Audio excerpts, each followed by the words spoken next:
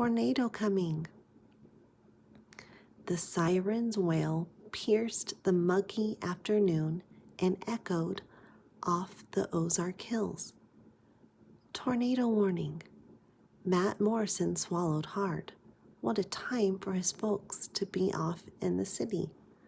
When we say this word folks, we mean like family members.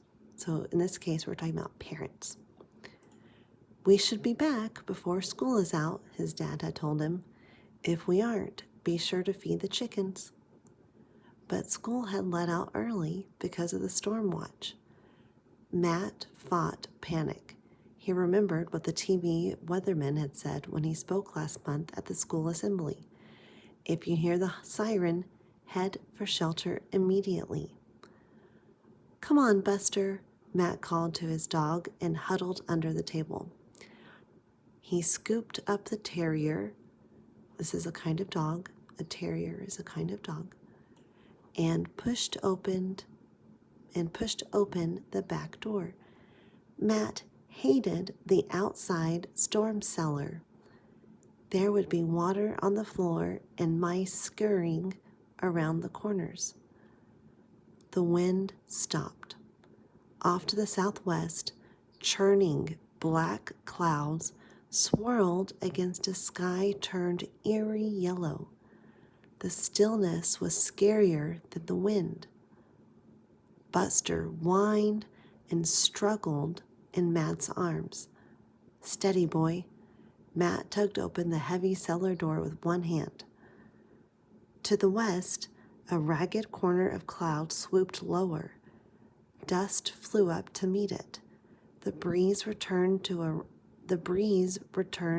to rattle a loose shutter on Mrs. Laney's house just up the road. Mrs. Laney. Should he check on her? But what could he do? With her arthritis, she probably couldn't walk down to the storm cellar in time. Besides, he wasn't sure she'd even want him checking on her. She was always yelling at him because Buster had dug up her flower beds or something. But if there was a tornado, she didn't have a basement or a storm cellar. He had to make sure Mrs. Laney was okay. Sorry, Buster. He set the trembling dog on the steps in the storm cellar and let the door drop shut. Buster would be scared in there by himself, but he'd be safe. Matt ran up the road. Swirling dust stung his eyes, and the wind was growing louder by the minute. He raced up Mrs. Laney's porch steps and pounded on her door. No answer. Matt turned the knob and stepped inside. Mrs. Laney, he called. Who is it? The quavery voice came from the back of the house. It's Matt Morrison. What? Speak up. Matt dashed down the hall.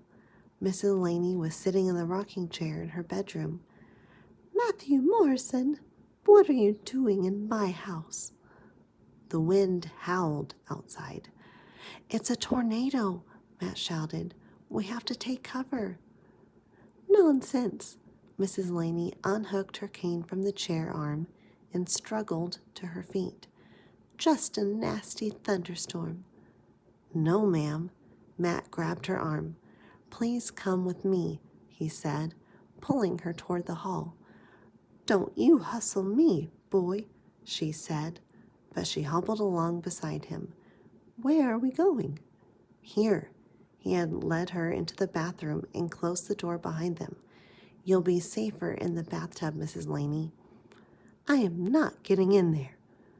Matt looked at the old woman, her lips pursed together, her eyes defiant. Please? He asked. Mrs. Laney sighed. Oh, all right, she said. She had dropped her cane and, leaning on Matt's arm, stepped into the tub and sat down. Good, he said. Now, put your arms over your head. The weatherman had said to pull a mattress over you, too, but there was no time for that. Matt lay down on the bathroom floor next to the tub. He reached an arm over the edge and clasped Mrs. Laney's hand. Something crashed outside. The weatherman had been right. A tornado sounded just like a freight train, and this one was thundering toward them. The whole house shuddered, and Matt felt rain on his face. Dazed, he raised his head. The roof and ceiling were gone, and he looked up at an ugly gray sky. Soon the roaring subsided, and the house stopped shaking. The storm had passed. "Sakes alive!" Mrs. Laney's face, white with fear, appeared over the edge of the tub. "That was a tornado." "Yes, ma'am." Matt stood up, checking to make sure he was still in one piece. "Can you please help me out of here?" Mrs. Laney asked. Getting her out took all of Matt's strength, but he finally managed. Mrs. Laney smoothed her skirt. "Well, Matthew," she said as she took her cane, "let's go see the rest of the damage." Matt pulled the door open, then gulped.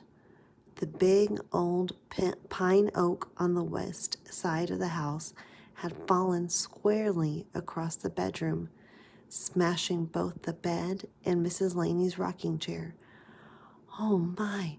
Mrs. Laney put her hand to her throat, because that's where she was sitting, so she would have died. As Matt stared at the mess, he suddenly thought of his own house. Hardly daring to look, he peeked down the road. The window of poplars was gone, and debris littered the yard, but the house still stood. He heard Buster's bark from the cellar and the squawk of chickens from the coop behind the house. You better come to our place, Mrs. Laney," he said. "Yes," Mrs. Laney said. "I expect you're right. Well, at least we're still alive. Thanks to you." She patted his shoulder. "If the gas is still on in your kitchen, I'll fix us some hot chocolate." "That would be great," Matt said. But first, he had to let out Buster and feed those noisy chickens.